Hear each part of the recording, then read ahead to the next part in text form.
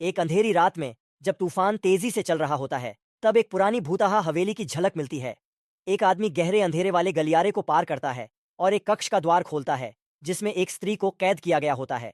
वह पुरुष उसे भोजन देने का प्रयास करता है, लेकिन वह स्त्री भोजन लेने से मना कर देती है और पहला अवसर पाकर उसे मार गिराती है।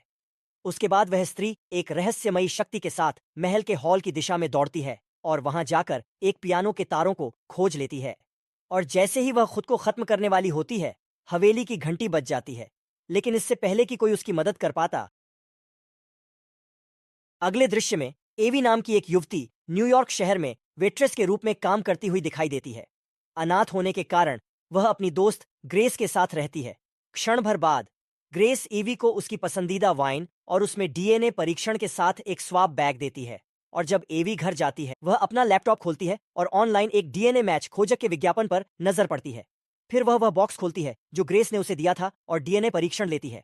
और जब परिणाम सामने आता है तो पता चलता है कि एवी का इंग्लैंड से ओलिवर नाम का एक दूर का चचेरा भाई है जो किसी तरह एवी से संपर्क करता है और उसे एक कप कॉफी के लिए आमंत्रित करता है। जबकि ग्रेस परिणाम के बारे में संशय में है और इसे अस्वीकार करती है, एवी वैसे भी ओलिवर से मिलती है। वे एक दूसरे को जानने लगते हैं और एवी अपने चचेरे भाई की कंपनी का आनंद लेती है।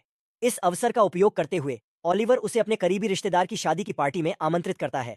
हालांकि एवी ने उसे सूचित किया कि वह अपनी वित्तीय स्थिति के कारण पार्टी में शामिल नहीं हो सकती और यात्रा करने की स्थिति में नहीं है। ये सुनकर ओलिवर उसके यात्रा खर्च का भुगतान करने की पेशकश करता है और अनुरोध करता है कि वह हर कीमत पर कार्यक्रम में आए। और कुछ झिझक के बाद एवी अंततः यात्रा के लिए सहमत हो जाती है। अगले दृश्य में ओलिवर एवी को हवाई अड्डे से उठाता है और विवाह स्थल पर ले जाता है। फिर उसे हवेली में ले जाया गया और वह उसकी सुंदरता से मंत्रमुग्ध हो गई। कार्यक्रम स्थल की प्रशंसा करते समय एवी गलती से घर के सदस्यों में से एक के पास चली जाती है, जिसके परिणाम स्वरूप कुछ कांच टूट जाता है। तुरंत एक बटलर घटनास्थल पर पहुंचता है और नौकरानी को उसकी जिम्मेदारियों के बारे में व्याख्यान देना शुरू कर देता है। लेकिन एवी स्थिति को संभालती है और नौकरानी का बचाव करती है। कुछ क्षण बाद एवी की मुलाकात वॉल्टर नाम के एक व्यक्ति से होती है जो हवेली में उसका स्वागत करता है। दिलचस्प बात यह है कि वॉल्टर जागीर का स्वामी है और उस स्थान का मालिक है। फिर उसे घटना के बारे में पता चलता है और वह तुरंत बटलर के व्यवहार के लिए माफी मांगता है। इसके बाद पहले वाला वही बटलर एवी को उसके कमरे में ले जाता है और उसे एक अन्य नौकरानी श्रीमती स्विफ्ट से भी मिलवाता है। फिर एक नई नौकरानी एवी को दिखाती है कि उसे कमरे में बुलाने के लिए सर्विस घंटी का उपयोग कैसे किया जाए। और जब एवी कमरे की जांच करती है तो उसकी नजर एक महिला की तस्वीर पर पड़ती है। स्विफ्ट ने उसे बताया कि वह महिला हवेली की पूर्व महिला थी जिसका वर्षों पहले निधन हो गया था। कुछ समय बाद वॉल्टर कहीं से एवी के कमरे में दस्तक देता है और बटलर के साथ पहले जो हुआ उसके लिए माफी मांगता है। एवी वॉल्टर की विनम्रता की प्रशंसा करती है और उसकी माफी स्वीकार करती है। उस रात बाद में एवी को एक बुरा सपना आता है जिसमें वह दौड़ने जाती है और देखती है कि एक अजीब महिला हवेली की खिड़की से उसे देख रही है। यह महिला वही व्यक्ति प्रतीत होती है जिसे इस कहानी की शुरुआत में दिखाया गया है। इसके बाद एवी को महिला की आवाज सुनाई देने लगती है। यह नजारा देखकर एवी तुरंत जाग जाती है और खुद को संभालने के लिए पानी का गिलास लेने के लिए अपने कमरे से बाहर जाती है। हैरानी की बात यह है कि वह आधी रात में बटलर को दालान में खड़े होकर नौकरानियों से बात करते हुए देखती है। एवी को यह अजीब लगता है और वह उनकी बातचीत को सुनने लगती है। स्विफ्ट कहीं से प्रकट होती है और आग्रह करती है कि वह अपने कमरे में वापस आ जाए। फिर जैसे ही एवी अंदर जाती है, बटलर लाइब्रेरी को साफ करने के लिए एक नौकरानी को नियुक्त करता है और जाने से पहले एक अजीब प्रार्थना पढ़ता है। हालांकि कुछ मिनट बाद हम देखते हैं कि लाइब्रेरी की सफाई करने के लिए नियुक्त नौकरानी पर एक रहस्यमय प्राणी द्वारा हमला किया जाता है। अगली सुबह एवी देर से उठती है और जोर जोर से तैयार होने लगती है, जबकि उसका नया परिवार उसके साथ पुनर्मिलन के लिए नीचे इंतजार कर रहा है। जल्द ही एवी नीचे जाती है और पहली बार अपने परिवार के बाकी सदस्यों से मिलती है। वह इस पुनर्मिलन से बहुत खुश है क्योंकि परिवार ने खुली बाहों से उसका स्वागत किया। और मिलन के बाद बटलर एक बार फिर रसोई में जाता है और दो नौकरानियों को अपने साथ आने के लिए कहता है। वह उन्हें तहखाने में शराब के कमरे में ले जाता है और उनसे शराब की एक बोतल लाने को कहता है। और जब बिना सोचे समझे नौकरानियां बोतलें लाने के लिए कमरे के अंदर जाती हैं तो उन पर भी उसी अजीब प्राणी द्वारा हमला किया जाता है। अगले दृश्य में एवी वॉल्टर के एक नोट के साथ एक खूबसूरत पीले रंग की पोशाक देखने के लिए अपने कमरे में वापस जाती है। सुंदर भाव को देखकर एवी ग्रेस के साथ कॉल पर आती है और बात करना शुरू कर देती है कि यह जगह कितनी शानदार है। बाद में उस शाम एवी ने पार्टी की तरह ही पोशाक पहनी और कार्यक्रम में उपस्थित सभी लोगों का ध्यान आकर्षित किया। उसके बाद वह दुल्हन की सहेली के रूप में विक्टोरिया और लूसी से मिलती है और उनके साथ बातचीत करना शुरू कर देती है। लेकिन उसके तुरंत बाद वॉल्टर जागीर के स्वामी के रूप में अपने आगमन की घोषणा के साथ पार्टी में उपस्थित हुए। फिर वह एवी के पास पहुंचता है और उसे रात के पहले नृत्य के लिए पकड़ लेता है और एक शानदार नृत्य के बाद वे मंच छोड़ देते हैं और एक कमरे के अंदर चले जाते हैं, संभवतः अपनी बातचीत जारी रखने के लिए बिना किसी व्यवधान के। फिर दोनों अपने जीवन के बारे में बात करते हैं और एक दूसरे को गले लगाकर चुंबन भी लेते हैं। इसके बाद हम एवी को अपने बिस्तर पर शांति से सोते हुए देखते हैं, जबकि उसकी आवाज की फुसफुसाहट पूरे कमरे में गूंजती है। एक बार फिर वह घबरा कर उठती है और इधर उधर देखने पर उसे खिड़की के शीशे पर एक हाथ चिपकता हुआ दिखाई देता है। यह देखकर एवी अपना होश खो बैठती है और बिस्तर के नीचे छुप कर रोने लगती है। अचानक वॉल्टर घटनास्थल पर प्रकट होता है और अपने सुखदायक शब्दों से उसे शांत करता है। यहाँ तक कि वह एवी की चिंता को कम करने और उसे सुरक्षित महसूस कराने के लिए रात भर उसके साथ रहता है।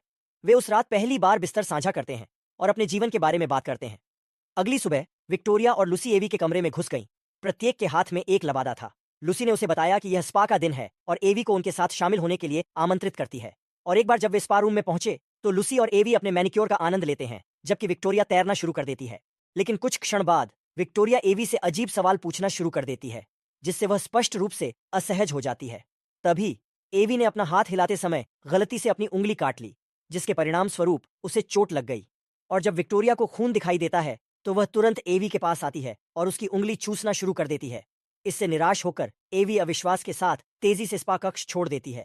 एवी को महसूस होने लगता है कि हवेली में कुछ गड़बड़ चल रही है और वह सुराग ढूंढना शुरू कर देती है।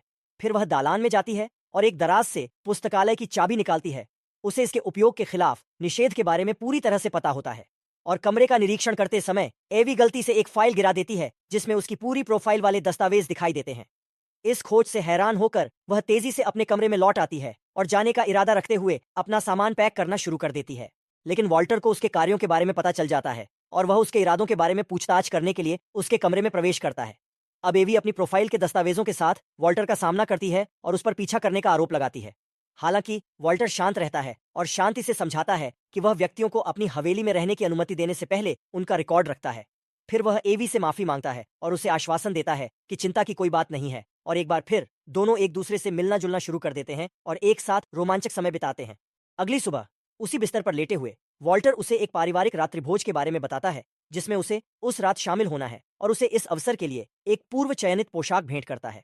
बाद में उस शाम एवी कपड़े पहनती है और डाइनिंग हॉल में जाती है और देखती है कि सभी लोग पहले से ही मेज पर बैठे हैं। उसके आगमन पर वॉल्टर दूसरे परिवार के उपहार को स्वीकार करता है और वीरतापूर्वक एवी के हाथ को चूमता है, जिससे उसके गाल लाल हो जाते हैं। वह खेल खेल में वॉल्टर से दूल्हे और दुल्हन के बारे में पूछती है, लेकिन इसके बजाय वह अपनी शादी की घोषणा करके उसे आश्चर्यचकित कर देता है। हैरान एवी की दुनिया उलटी हो जाती है जब वॉल्टर खोए हुए परिवारों में शामिल होने के बारे में चर्चा करना शुरू कर देता है। अचानक बटलर एक नौकरानी के साथ भोजन कक्ष में प्रवेश करता है, जो भयानक तरीके से उसका खून एक कटोरे में इकट्ठा कर रही है। सामने आया खौफनाक सच, वॉल्टर, विक्टोरिया और लूसी पिशाच हैं, जो मानव रक्त के लिए उनकी अतृप्त भूख को प्रकट करते हैं। यह स्पष्ट हो जाता है कि वॉल्टर ने एवी के पूर्वजों के साथ शांति के लिए उनकी महिलाओं का आदान प्रदान करते हुए एक समझौता किया है। रहस्योद्घाटन के बाद एवी को पता चलता है कि हवेली की पूर्व महिला कोई और नहीं बल्कि उसकी परदादी एमलिन है। एवी के लिए सब कुछ दिन के समान स्पष्ट हो जाता है, ये समझते हुए कि बुरे सपने एमिलिन द्वारा उसे बिना किसी देरी के हवेली से भागने का संकेत देने का एक तरीका था। एवी भागने का प्रयास करती है, लेकिन बटलर उसे ऐसा करने से रोकता है। मदद के लिए उसके बेताब रोने के बावजूद वॉल्टर एवी को पकड़ लेता है और लूसी और विक्टोरिया को रात के लिए उसे संभालने का आदेश देता है। वे एवी को एक तहखाने के कमरे में ले जाते हैं, जहां वे अपनी भयावह योजना का खुलासा करते हैं, उसे शक्ति और पूर्ति के वादे के साथ लुभाते हैं। वे एवी को पिशाच के रूप में अपने समूह में शामिल होने के लिए मनाने की कोशिश करते हैं। आखिरकार विक्टोरिया ने एवी को प्राचीन ताबूत के अंदर सील कर दिया, लेकिन अगले दिन उसकी नौकरानी श्रीमती स्विफ्ट उसके बचाव में आती है और एवी को ताबूत से मुक्त कर देती है। फिर वह यह सुनिश्चित करने के लिए एक गुप्त भागने का रास्ता बताती है कि एवी हवेली को किसी के ध्यान में आए बिना छोड़ सकती है। एमलिन के साथ अपनी दोस्ती से प्रेरित होकर स्विफ्ट ने एवी को उन दीवारों के भीतर उसी भाग्य का सामना करने से मना कर दिया। अब एवी कुछ देर तक पीछे मुड़कर देखने से बचते हुए जंगल से होकर भागती है। सौभाग्य से वह पास के एक शहर में पहुंचती है और निवासियों से मदद मांगती है। जल्द ही एक बुजुर्ग महिला एवी को चाय की पेशकश करते हुए अपने घर में आमंत्रित करती है, जबकि उसका पति फोन करता है। हालांकि एवी को उनके व्यवहार पर संदेह हो जाता है और आगे की जांच करने पर एवी को पता चलता है कि दोनों व्यक्ति वास्तव में वॉल्टर के लिए काम कर रहे हैं। एक बार फिर एवी घर से भागने की कोशिश करती है, लेकिन बुजुर्ग महिला अप्रत्याशित रूप से उस पर पीछे से वार करती है, जिससे वह बेहोश हो जाती है। अगले दृश्य में एवी वॉल्टर से शादी करने के लिए तैयार होकर अचेत अवस्था में गलियारे से नीचे चलती है। शादी की औपचारिकताओं के बाद वॉल्टर ने उसे अनंत जीवन की पेशकश करते हुए उसका खून पीने के लिए कहा। सहज रूप से प्रतिक्रिया करते हुए एवी वॉल्टर की बांह में काटता है और एक शक्तिशाली पिशाच में बदल जाता है। और जैसे ही समारोह में उपस्थित लोग तालियां बजाते हैं, एवी अपनी नई शक्ति प्रकट करती है, चर्च में आग लगा देती है और तेजी से वॉल्टर को दिल में सूली पर चढ़ा देती है। प्रबल होने और उसे रोकने में असमर्थ वॉल्टर एवी के क्रोध का शिकार हो गया। अब एवी मौके का फायदा उठाती है और एक नौकरानी को बचा लेती है और हवेली से भागने का प्रयास करती है। यह देखकर विक्टोरिया क्रोधित हो जाती है और गलियारे में उसका पीछा करती है। 500 साल की अपनी महत्वपूर्ण उम्र के बावजूद वह एवी की छाती पर अपने पंजों से हमला करती है, लगभग एक घातक झटका देती है।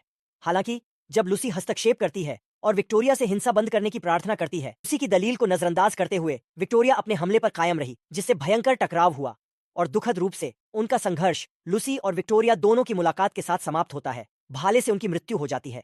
मामले को और भी बदतर बनाने के लिए बटलर अचानक भाला लहराते हुए एवी के पूरे शरीर को कोसते हुए दालान में प्रवेश करता है। वंश और आक्रमण शुरू करना। हालांकि एक पिशाच होने के नाते एवी आसानी से भाले को चकनाचूर कर देता है। इसे बटलर के गले में छेद देता है और उसे तुरंत मार देता है। और हॉल छोड़ने से पहले वह एक अस्थायी हथियार के रूप में एक डोरी पकड़ लेती है। जानते हैं कि वॉल्टर अभी भी जीवित है। जैसा कि अपेक्षित था, वॉल्टर ने उसका सामना किया और सहजता से उस पर काबू पा लिया। आखिरकार वह एवी को अपने साथ जुड़ने और चिरस्थायी ताकत हासिल करने का मौका देता है, लेकिन वह दृढ़तापूर्वक मना कर देती है और उसके बजाय मौत को प्राथमिकता देती है और उसे आग में फेंक देता है। अंत में उसका जीवन समाप्त हो जाता है और वॉल्टर की मृत्यु के साथ एवी तुरंत अपने मानव रूप में वापस आ जाती है और हवेली से भाग जाती है।